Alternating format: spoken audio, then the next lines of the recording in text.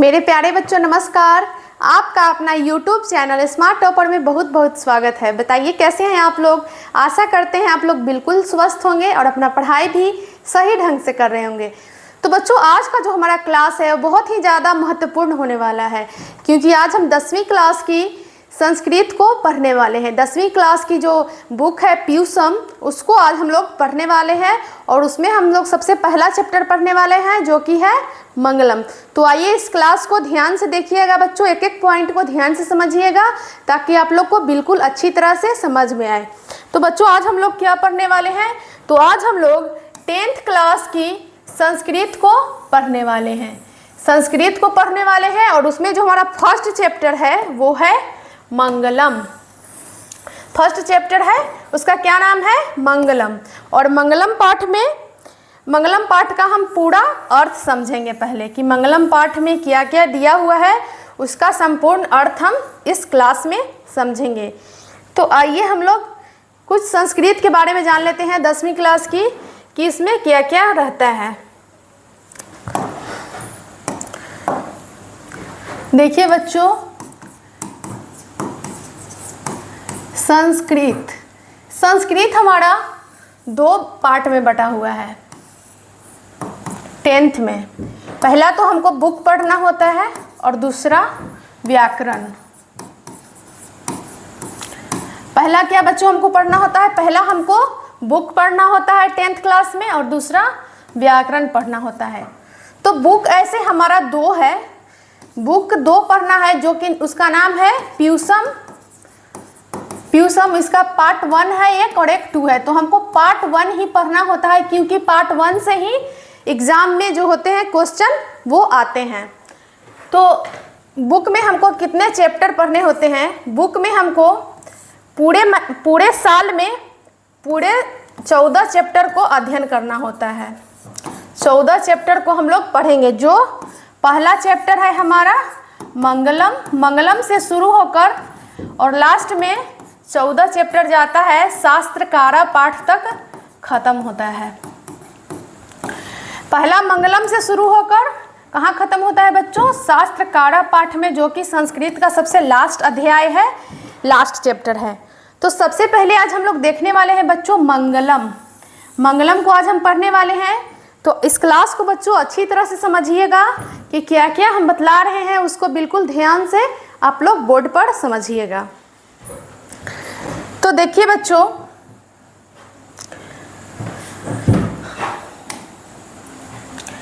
हमारा प्रथम पाठ है मंगलम। प्रथम पाठ का क्या नाम है, मंगलम है। सबसे पहले हम लोग जानेंगे कि मंगलम का अर्थ क्या होता है। मंगलम का अर्थ क्या होता है, तो बच्चों मंगलम का अर्थ होता है अच्छा होना या शुभ होना। अच्छा होना या शुभ होना। मंगलम का क्या अर्थ होता है बच्चों, अच्छा होना या शुभ होना। जैसे हम एग्जाम्पल के रूप में ले सकते हैं कि अगर हम कहीं यात्रा पर जाते हैं तो कुछ लोग हमको मतलब बोलते हैं जैसे कि आपका यात्रा मंगलमय हो, या किसी बड़े लोग को हम पैर भी छूते हैं तो बोलते हैं कि मंगलम। तो मंगलम का अर्थ होता है बच्चों की अच्छा होना, यानी कि अच्छा हो आपके जीवन में। तो मंगलम का क्या अर्थ बतलाएं हम आपको कि मंगलम का अर्थ होता है अच्छा होना। अब हम इसका पाठ परिचय कर लेते हैं मंगलम पाठ का कि मंगलम पाठ में हमको क्या क्या पढ़ना है। तो इसका हम पाठ परिचय करते हैं। तो देखिए बच्चों, इस पाठ में 5 मंत्र हैं, क्रमशः ईशावास्य उपनिषद, कंठो उपनिषद, मुंडक उपनिषद तथा श्वेताश्वतर उपनिषद नामक उपनिषदों से संकलित हैं। इस पाठ में यानी कि मंगलम पाठ में 5 मंत्र दिया गया है। 5 मंत्र दिया गया है जो 4 उपनिषदों से लिया गया है, जिसका नाम है, पहला का नाम है ईशावास्य उपनिषद, दूसरा का नाम है कंठो उपनिषद और तीसरा का नाम है मुंडक उपनिषद और चौथा है श्वेताश्वतर उपनिषद। ये मंगलाचरण के रूप में पठनीय हैं। वैदिक साहित्य में शुद्ध आध्यात्मिक ग्रंथों के रूप में उपनिषदों का महत्व है। वैदिक साहित्य में शुद्ध आध्यात्मिक ग्रंथों के रूप में उपनिषदों का महत्व है। इन्हें पढ़ने से परम सत्य के प्रति आदरपूर्ण आस्था उत्पन्न होती है, सत्य के खोज की ओर मन का झुकाव होता है तथा आध्यात्मिक खोज की उत्सुकता होती है। इस पाठ में बच्चों हम लोगों को पढ़ना है सत्य के बारे में, असत्य के बारे में, आत्मा के बारे में, परमात्मा के बारे में, सारा हमको इस चैप्टर में पढ़ना है। मोक्ष के बारे में पढ़ना है। तो बच्चों जो साधु संत लोग होते हैं उसी से रिलेटेड ये हमारा मंत्र है। कृपया आप लोग ध्यान से इस वीडियो को देखिएगा ताकि आप लोगों को अच्छी तरह से समझ में आए। तो सबसे पहले बच्चों हम लोग देखते हैं कि मंगलम जो हमारा पाठ है, मंगलम जो हमारा पाठ है उनके रचनाकार कौन है? तो इनके रचनाकार हैं वेद व्यास जी। महर्षि वेद व्यास मंगलम पाठ के रचनाकार हैं। मंगलम पाठ के रचनाकार है कौन है बच्चों? तो महर्षि वेद व्यास जी मंगलम पाठ के रचनाकार हैं। उसके बाद हम लोग देख लेते हैं कि उपनिषद,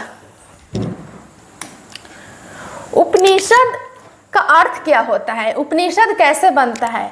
तो उपनिषद ग्रंथ विभिन्न वेदों से संबंध रखता है। उपनिषद जो है विभिन्न वेदों से मिलकर बनता है। और दूसरा हमारा है कि उपनिषद का अर्थ क्या होता है? तो उपनिषद का अर्थ क्या होता है बच्चों? तो उपनिषद का अर्थ होता है गुरु के समीप बैठना। गुरु के समीप बैठना ही उपनिषद का अर्थ होता है। अब सबसे पहले हम लोग जानेंगे कि हमारा उपनिषद कितने होते हैं। उपनिषद कितने होते हैं? तो उपनिषद बच्चों 108 होते हैं। उपनिषदों की संख्या कितनी है? 108। और हमने आपको बतलाया कि मंगलम पाठ में हमको 5 मंत्र पढ़ना है जो कितने उपनिषदों से मिलकर बना है, लिया गया है 4 उपनिषदों से लिया गया है। पहला जो मंत्र है वो ईशावास्य उपनिषद से लिया गया है, दूसरा मंत्र कंठो उपनिषद से लिया गया है, और तीसरा मंत्र मुंडको उपनिषद से लिया गया है, और चौथा मंत्र भी मुंडको उपनिषद से ही लिया गया है, और जो हमारा लास्ट है 5वां वो श्वेताश्वतर उपनिषद से लिया गया है। तो ये बच्चों बहुत ज़्यादा इम्पोर्टेंट है, आप लोग अच्छी तरह से इसको याद कीजिएगा। और जो मंत्र है बच्चों ये पदात्मक रूप में है। जो मंत्र इसमें दिया गया है वो पद के रूप में है, यानी कि पदात्मक रूप में है, पदात्मक रूप में है। अब आगे हम लोग देखते हैं उपनिषद वैदिक वांगमस्य अंतिमे भागे दर्शन शास्त्रस्य परमात्मना महिमा प्रधानतया गीयते। कहा जा रहा है कि उपनिषद जो है वो दर्शन शास्त्र का अंतिम भाग है। किसका अंतिम भाग है बच्चों? उपनिषद जो है दर्शन शास्त्र का अंतिम भाग है, और इसमें परमात्मा की महिमा का प्रधान रूप से गायन किया गया है। उपनिषद में परमात्मा के महिमा का प्रधान रूप से क्या किया गया है? गायन किया गया है। तेन परमात्मना जगत व्याप्त मन शासितम चासिति।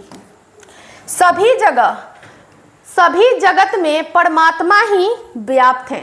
सभी जगत में क्या व्याप्त है बच्चों? तो परमात्मा व्याप्त है। स एव सर्वेषाम तपसाम परमम लक्ष्यम। सभी का लक्ष्य, सभी का तपस्या का लक्ष्य है परमात्मा को ही पाना। सबों की तपस्या का लक्ष्य क्या है बच्चों? परमात्मा को पाना। अस्मिन् पाठे, मतलब इस पाठ में, अस्मिन् पाठे परमात्मप्रा उपनिषदाम पदात्मका पंचमंत्र संकलिता सन्ति। जैसा कि हमने आपको पहले बता चुके हैं कि इस पाठ में उपनिषद के जो मंत्र हैं वो किस रूप में हैं? तो हमने आपको बतलाया था कि पदात्मक रूप में है। इस पाठ में उपनिषद के जो मंत्र हैं वो पदात्मक रूप में हैं। किस रूप में है बच्चों? तो पदात्मक रूप में। जो मंगलम पाठ का मंत्र है 5 वो पदात्मक रूप में है। अगला हम लोग देखते हैं, इसका हिंदी हम लिखे हुए थे, इसको भी समझ लीजिए। उपनिषद वैदिक साहित्य के अंतिम भाग में दार्शनिक सिद्धांत को प्रकट करते हैं। सभी जगह परम पुरुष परमात्मा की महिमा का गायन हुआ है। उसी परमात्मा से सारा संसार परिपूर्ण और अनुशासित है। सबों की तपस्या का लक्ष्य परमात्मा को प्राप्त करना है। सबों की तपस्या का लक्ष्य क्या है बच्चों? परमात्मा को प्राप्त करना। इस पाठ में उस परमात्मा की प्राप्ति हेतु उपनिषद के 5 मंत्र श्लोक के रूप में संकलित है, यानी पदात्मक रूप में संकलित है।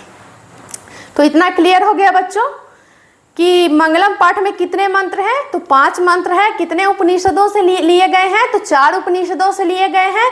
पहला ईशावास्य उपनिषद से, दूसरा कंठोपनिषद से, तीसरा मुंडको उपनिषद से, चौथा मुंडको उपनिषद से और 5वां जो आखिरी है मंत्र वो श्वेताश्वतर उपनिषद से लिया गया है।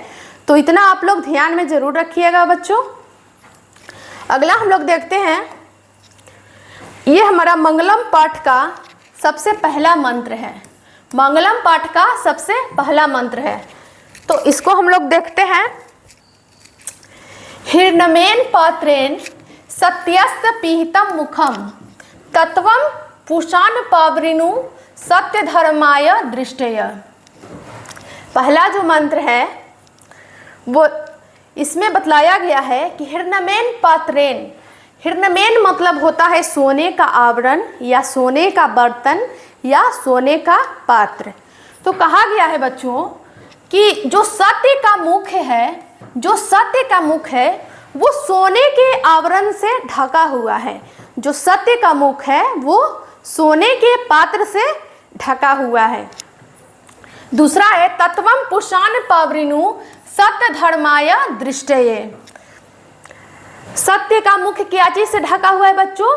तो सोने के पात्र से ढका हुआ है। और दूसरा लाइन में है कि हे प्रभु हमें सत्य धर्म की प्राप्ति हेतु इस आवरण को हटा दीजिए। हिरण्यमेन पात्रेण का अर्थ हुआ कि जो सत्य का मुख है वो सोने के आवरण से ढका हुआ है।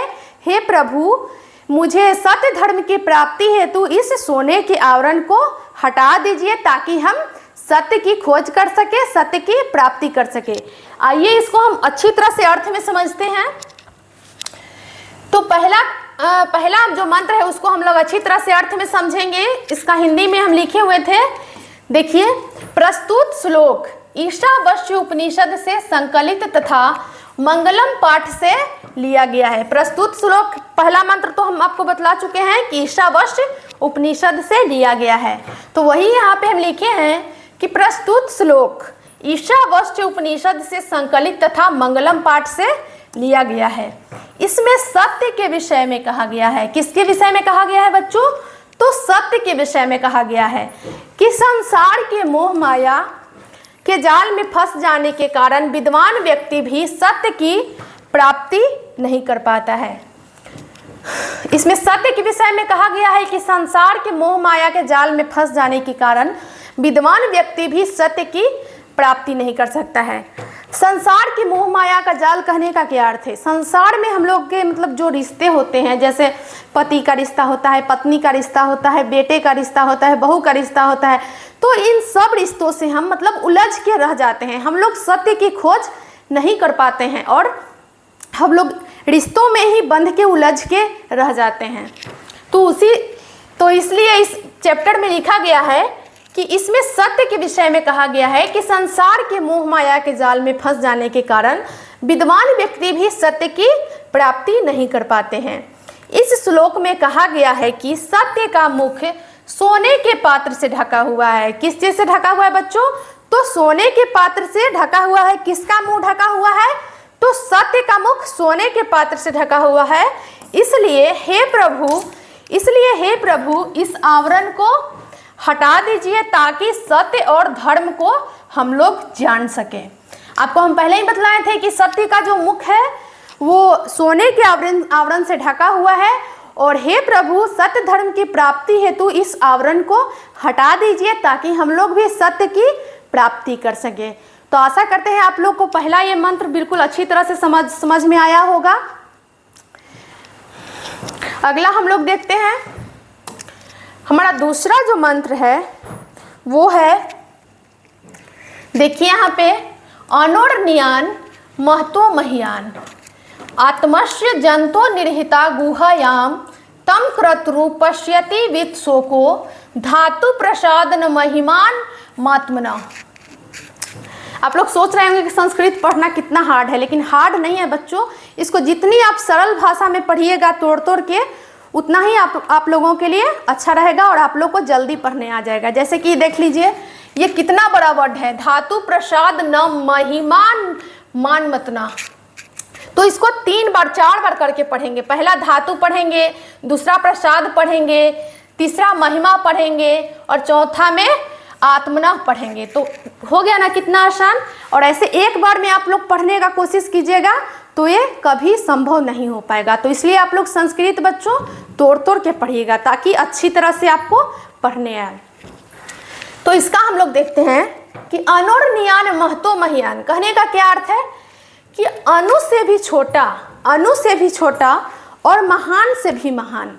अनुर्नियान मतलब अणु से भी छोटा और महतो महियान मतलब महान से भी महान, मतलब बड़ा से भी बड़ा। आत्मस्य जंतो निर्हिता गुहायाम, मतलब अणु से भी छोटा और महान से भी महान आत्मा है।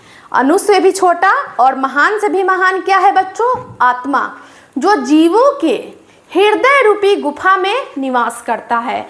आत्मा कहाँ निवास करता है बच्चों? तो जीवों के हृदय रूपी गुफा में निवास करता है। अणु से भी छोटा क्या है बच्चों? तो आत्मा है अणु से भी छोटा। और महान से भी महान क्या है? तो महान से भी महान आत्मा को कहा गया है। और आत्मा कहाँ निवास करता है? तो जीवों के हृदय रूपी गुफा में निवास करते हैं। अगला हम लोग देखते हैं, तम क्रतु पश्यति विद शोको धातु प्रसादान महिमान मात्मना। इसको हम लोग अच्छी तरह से अर्थ को देखते हैं कि प्रस्तुत श्लोक कंठोपनिषद से संकलित तथा मंगलम पाठ से लिया गया है। प्रस्तुत श्लोक कहाँ से लिया गया है बच्चों?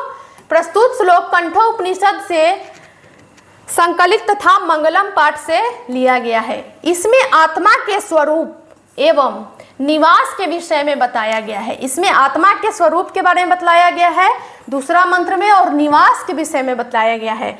आत्मा अणु से भी छोटी है और बड़ी से बड़ी है, जो जीवों के हृदय रूपी गुफा में रहती है, जिसे तुच्छ बुद्धि वाला आत्मा के ज्ञान से प्रभावित होकर शोक रहित हो जाते हैं। जिससे जो तुच्छ बुद्धि वाले होते हैं आत्मा के ज्ञान से प्रभावित होकर शोक रहित हो जाते हैं। तो आशा करते हैं बच्चों ये भी मंत्र आप लोगों को समझ में अच्छी तरह से आ गया होगा। अगला हम लोग देखते हैं, इसमें हम एक आपको ट्रिक भी बता सकते हैं कि आप उपनिषद को कैसे याद कर सकते हैं कि ये कंठोपनिषद से ही लिया गया है। तो आइए देखिए बच्चों, इसमें किसके बारे में बतलाया गया है? दूसरा जो हमारा मंत्र है इसमें आत्मा के बारे में बतलाया गया है। इसमें आत्मा के बारे में बतलाया गया है और आत्मा कहाँ निवास कर रही है? हृदय रूपी गुफा में। और ये किस उपनिषद से लिया गया है बच्चों? तो कंठोपनिषद से लिया गया है। अब हम लोग इसका ट्रिक भी बना सकते हैं कि आत्मा कहाँ निवास करती है। तो सपोज दैट हम लोग मान लेते हैं कि कंठ में निवास करती है। आत्मा कहाँ निवास कर रही है? तो कंठ में। तो आत्मा के बारे में दूसरे मंत्र में चर्चा है, तो दूसरा मंत्र हमारा हो जाएगा कंठोपनिषद से। कंठोपनिषद से हमारा दूसरा मंत्र हो जाएगा। दूसरा मंत्र हमारा कहाँ से हो गया बच्चों? कंठोपनिषद से। क्यों? क्योंकि आत्मा कंठ में निवास कर रही है। समझ गए आप लोग? और पहला का भी ट्रिक देख लीजिए। पहला क्या होता है? पहला जो हमारा मंत्र है, पहला मतलब सबसे पहले क्या होते हैं? पहला ईश्वर होते हैं। पहला ईश्वर होते हैं और ईश्वर से ही हमको पढ़ने में लग रहा है कि ईशावास्य, ईश्वर से ही बना है ईशावास्य। तो पहला हमारे क्या है? ईश्वर है। तो ईश्वर से ही बना है ईशावास्य। तो इसीलिए बच्चों पहला जो हमारा मंत्र है वो ईशावास्य उपनिषद से लिया गया है। पहला हमारा जो मंत्र है वो कहाँ से लिया गया है? ईशावास्य उपनिषद से। और पहला चूंकि ईश्वर होते हैं तो इसीलिए पहला मंत्र हमारा ईशावास्य उपनिषद से लिया गया है। और दूसरा मंत्र बच्चों, तो दूसरा मंत्र में किस चीज का चर्चा है? तो दूसरा मंत्र में आत्मा का चर्चा है। और आत्मा कहाँ निवास कर रही है? तो आत्मा कंठ में निवास कर रही है, इसलिए कंठोपनिषद हो जाएगा। ऐसे आत्मा तो बतलाया गया है कि जीवों के हृदय रूपी गुफा में निवास करती है, लेकिन ये ट्रिक के लिए हम सिर्फ बतलाए हैं कि कंठ में आत्मा निवास कर रही है, इसलिए इसका हो जाएगा कंठोपनिषद। समझ गए आप लोग। तीसरा हम लोग देखते हैं। तीसरा हमारा है मंत्र सत्यमेव जयते नानृतम। सत्यमेव जयते नानृतम सत्येन पंथा विततो देवयान येना क्रम न तेरस्यो हप्तकाम यत्र तत् सत्यश परमम निधानम। कहने का अर्थ है बच्चों कि सत्य की जीत होती है, असत्य की नहीं। सत्य की जीत होती है, असत्य की नहीं। किसकी जीत होती है बच्चों? तो सत्य की जीत होती है और असत्य की जीत नहीं होती है। प्रस्तुत श्लोक मुंडको उपनिषद से संकलित तथा मंगलम पाठ से लिया गया है। प्रस्तुत श्लोक जो है बच्चों वो मुंडको उपनिषद से लिया गया है और मंगलम पाठ से लिया गया है, जिससे जीवन की कामनाओं तथा सत्य और असत्य के बारे में बताया गया है। इस मंत्र में जीवन की कामनाओं तथा सत्य और असत्य के बारे में बतलाया गया है कि सत्य की जीत होती है, असत्य की जीत नहीं होती है। सत्य से ही देवताओं का मार्ग विस्तार होता है, यानी देवताओं का मार्ग प्रशस्त होता है। जिसे ऋषिगण कामनाओं को पाना चाहते हैं वही सत्य का परम स्थान है।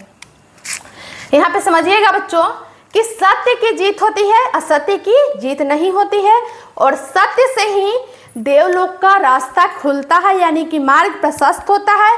और ऋषिगण सत्य मार्ग से ही, मतलब सत्य बोलकर ही, सत्य के रास्ते पर चलकर ही कहाँ जाते हैं? परमात्मा के पास जाते हैं, देवलोक जाते हैं। तो सत्य के मार्ग से ही चलकर ऋषिगण देवलोक को प्राप्त करते हैं। इसका हम लोग ट्रिक देखेंगे बच्चों कि किस उपनिषद से लिया गया है। याद करने के लिए हम आपको बतला रहे हैं कि याद करने में आपको आसानी होगा। तो सत्य में जयते माने सत्य की जीत होती है। तो सत्य हम लोग कैसे बोलेंगे? सत्य हम लोग मुंह से बोलेंगे या सत्य भी बोलेंगे तो मुंह से ही बोलेंगे। तो सत्य मुंह से बोलेंगे और असत्य भी मुंह से बोलेंगे। तो मुंह कहने का अर्थ हो जाएगा मुंडको उपनिषद। मुंडको उपनिषद, मुंडको उपनिषद से जो हमारा तीसरा मंत्र है वो लिया गया है। कैसे? क्योंकि सत्य भी बोलेंगे तो मुंह से ही बोलेंगे और असत्य भी बोलेंगे तो मुंह से ही बोलेंगे। तो हमारा जो तीसरा मंत्र है वो मुंडको उपनिषद से लिया गया है। आप लोग को समझ में आ गया हो? आप लोगों को समझ में आ गया होगा बच्चों। तो आगे हम लोग बढ़ते हैं। अगला हमारा चौथा जो मंत्र है वो देखिए, यथा नध अश्यंद मानस समुद्रे अस्तम गच्छन्ति नाम रूपे विहाय तथा विद्वान नाम रूपाद विमुक्त परात् परम पुरुष मुपैति दिव्यम। कहने का अर्थ है बच्चों कि यथा नध मतलब जिस प्रकार नदियाँ, जिस प्रकार बहती हुई नदियाँ समुद्र में जाकर मिल जाती है, जिस प्रकार नदियाँ अपने नाम और रूप को छोड़कर समुद्र में मिल जाती है, उसी प्रकार विद्वान लोग भी अपने नाम और रूप को त्याग कर परमात्मा में विलीन हो जाते हैं, परमात्मा में मिल जाते हैं। किस प्रकार? जिस प्रकार नदियाँ अपने नाम और रूप को छोड़कर कहाँ मिल रही है बच्चों? तो समुद्र में मिल रही है। अपना नाम और रूप को छोड़कर कहाँ मिल जाती है? समुद्र में मिल जाती है। उसी प्रकार विद्वान लोग भी अपने नाम और रूप को त्याग कर परमात्मा में मिल जाते हैं, अर्थात परमात्मा में विलीन हो जाते हैं। आप लोग को समझने के लिए बतला रहे हैं कि जैसे मान लीजिए कि ये गंगा नदी है, ऐसे तो बहुत सारी हमारे देश में नदियां हैं। गंगा नदी है, यमुना नदी है, बहुत सारी नदियाँ या बह रही है और बह कर जाकर कहाँ मिलती है? तो समुद्र में मिलती है। जहाँ जल का अथाह भंडार है वहाँ जाके समुद्र में मिल जाती है। और जब समुद्र में मिल जाती है तो ये अपना नाम और रूप दोनों को त्याग देती है। अब समुद्र में हम लोग थोड़े ना पता चलेगा कि ये गंगा का पानी है कि यमुना का पानी है। बहती हुई अपना नाम और रूप को छोड़कर कहाँ मिल रही है? समुद्र में। उसी प्रकार विद्वान लोग भी अपने नाम और रूप को छोड़कर कहाँ मिल जाते हैं बच्चों? परमात्मा में विलीन हो जाते हैं, परमात्मा में मिल जाते हैं।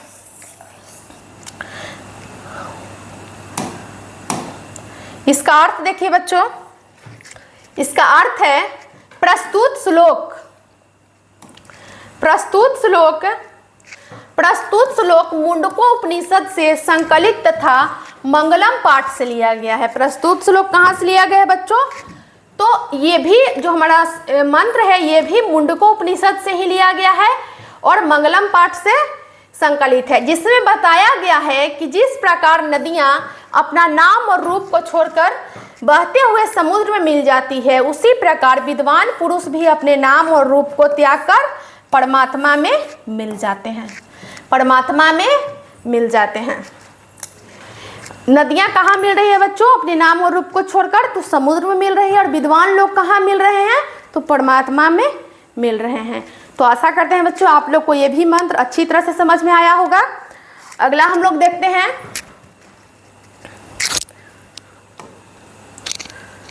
अगला हमारा लास्ट मंत्र है कि वेदा हमेतम पुरुषम महांतम आदित्य वर्णम तमसा प्रशास्त तमे विदित्वाति मृत्यु मेति नान्या पंथा विधते नाय। इसका अर्थ हम लोग देखते हैं बच्चों कि प्रस्तुत श्लोक श्वेताश्वतर उपनिषद से संकलित तथा मंगलम पाठ से लिया गया है। प्रस्तुत श्लोक कहाँ से लिया गया है बच्चों? तो प्रस्तुत श्लोक श्वेताश्वतर उपनिषद से तथा मंगलम पाठ से लिया गया है। इसमें बताया गया है कि मुझे ही परम पुरुष जानो, मुझे ही परम पुरुष जानो जो आदित्य वर्ण के रूप में अंधकार के आगे प्रकाश के रूप में हूँ, जिसे जानकर मृत्यु को भी पार कर जाते हैं, इसके अलावा कोई दूसरा रास्ता नहीं है। इसमें कहा गया है कि मुझे ही परम पुरुष जानो, यानी कि हम लोग कभी आंख बंद करते हैं तो पूरा अंधेरा नजर आता है, और अंधेरा नजर आता है और उसके बाद आप लोग देखिएगा कि कुछ प्रकाश आ रही है, कुछ प्रकाश आ रही है, तो उसको ही इसमें बतलाया गया है कि जो वो प्रकाश आता है वो ही परम पुरुष है, मतलब परमात्मा है। जो प्रकाश आ रहा है, अंधकार के बाद जो प्रकाश आ रहा है वो ही परमात्मा है, जिसे जानकर मृत्यु को भी पार किया जाता है, और इसके अलावा कोई दूसरा मार्ग नहीं है, कोई दूसरा रास्ता नहीं है। और ये उपनिषद बच्चों, ये मंत्र किस उपनिषद से लिया गया है बच्चों? तो ये श्वेताश्वतर उपनिषद से लिया गया है, श्वेताश्वतर उपनिषद से लिया गया है। इसका ट्रिक आप लोग देख लीजिए कि वेदा हमेतम पुरुषम महानतम, मतलब इसमें परमात्मा के बारे में बतलाया गया है कि मुझे ही परम पुरुष जानो। तो परमात्मा का जो रंग है वो श्वेत है, परमात्मा का जो रंग है बच्चों वो कैसा है? श्वेत है। तो इसीलिए इस मंत्र को हम लोग बोल सकते हैं कि श्वेताश्वतर उपनिषद से लिया गया है। आशा करते हैं बच्चों को आप लोग को टोटल मंत्र अच्छी तरह से कंप्लीट हो गया है, अच्छी तरह से समझ में आ गया है। एक बार फिर से हम लोग रिवीजन कर लेते हैं। तो आइए आप लोग अच्छी तरह से देखिए।